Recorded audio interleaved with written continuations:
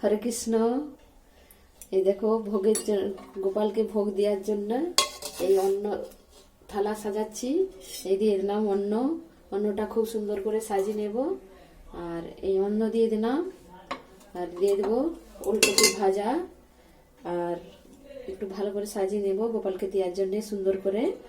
আর এই দিয়ে দিলাম আমার লাউ শাকের সবজি একটা। আর এই দিয়ে দিলাম ফুলকপির একটা সবজি। এই তিনটে সবজি আমি প্রত্যেক দিনে তিনটে করে সবজি রান্না করি।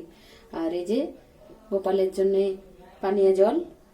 আর এই যে হাতটা একটু ধুয়ে নিচ্ছি, ধুয়ে আর একটু এর মধ্যে দিয়ে দেবো ঘি।